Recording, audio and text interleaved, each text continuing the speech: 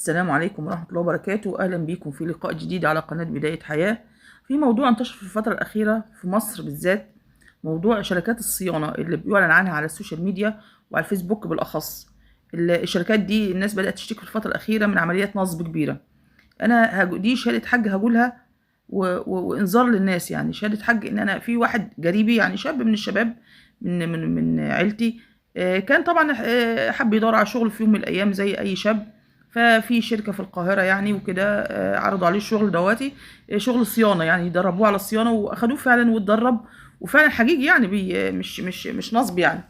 وعلموه ازاي يصون مثلا الأجهزة الكهربائية، مثلا سواء ثلاجات بوتاجازات أي نوع يعني جهاز، بإتقان. يعني الواد أتقن المهنة كويس جدا.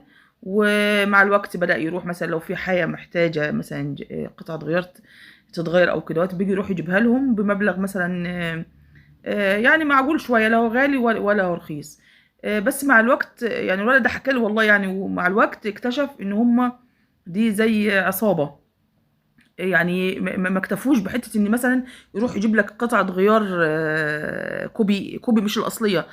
يعني فاهمين ازاي؟ تجليد، يعني ممكن تشتغل معاك الجهاز يوم اتنين شهر بكتيره، وتتفاجئ ان هي باظت وتلف التاني وتضطر تتصل بيهم تاني وهكذا يعني.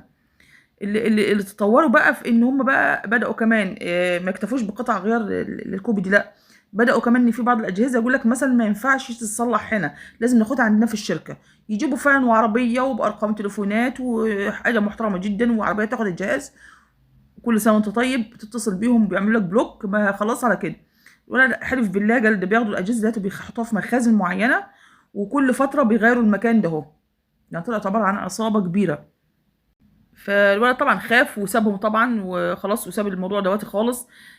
ففعلا بعدها فعلا بدأ الموضوع يزيد. يعني كان في الاول ممكن ايه يعني شركه او اتنين كده على استحياء، بيعلنوا على القنوات كمان التلفزيون، يعني هي القنوات اللي مش معروفه قوي، بس في اعلانات موجوده ويحط لك ارقام تليفونات ويجيب لك واحد شكله شيك كده، المهندس فلان الفلاني متخصص صيانه ما اعرفش ايه.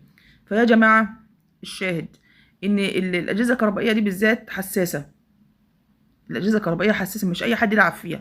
ففي كل يعني ربنا عمل لكل شركه، حتى لو شركه مش براند كبير يعني، بيبقى لها خط ساخن بتاعها، بتتصل بخدمه العملاء، بيحولك بالقطاع الفني او قسم الصيانه، وتواصلوا معاك خلال ايام. بيجي لك ان كان في قطعه غير بتتغير سواء داخل الصيانه داخل فتره الضمان او خارجها، بتبقى عارف انك انت بتتعامل مع ناس متخصصه وناس هم اللي مصنعين الموضوع ده، او هم اللي الجهاز طالع من عندهم.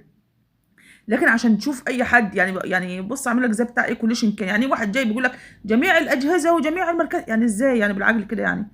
طب ماشي، ممكن اكون انا مهندس متخصص ماشي ان انا اصلح لكن هل القطع اللي بيجيبها لي على اساس ان هي اصليه كل الماركات ازاي؟ يعني بالعقل كده اقول لك كده، يعني ازاي واحد يجيب لي اي جهاز موجود عنده الاصل بتاعه؟ ازاي قطع الغيار؟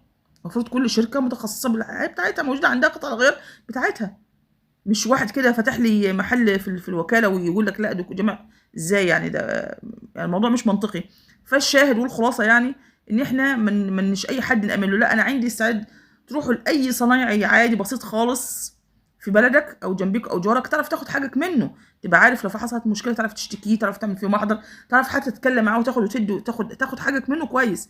لكن ما تروحش تعمل لي بتمشي ورا اعلانات على النت مشبوهه مش معروفه. ودي مش قصه كمان اجهزه الموضوع ما اصبحش كمان اجهزه كهربائيه بس، الموضوع تعدى كده. ببقى انا نفسي شخصيا اتضحك عليها مليون مره بسبب قصه الناس اللي بتعدي على البيوت دهيات، والاعلانات بتاعت الاونلاين دي كتير والله. يعني اخرهم الله يسامحهم جهازين، والله جهازين ب 7000 جنيه من حوالي سنتين، يعني كان بمبلغ وقتها يعني.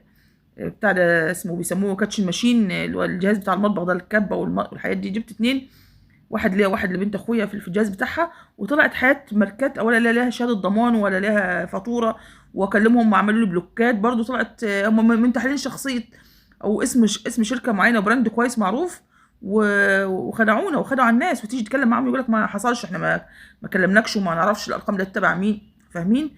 فلا، انا اجيب من حد شركه محترمه جنبيه، او حد بتاع صيانه جنبيه كويس، عارف اخد حاجه منه. لكن سيبكم من موضوع الاعلانات دوت، ما نمشيش وراه، ده كله نصب في نصب في نصب في نصب. وربنا يصلح الحال ان شاء الله. وشكرا لحسن استماعكم.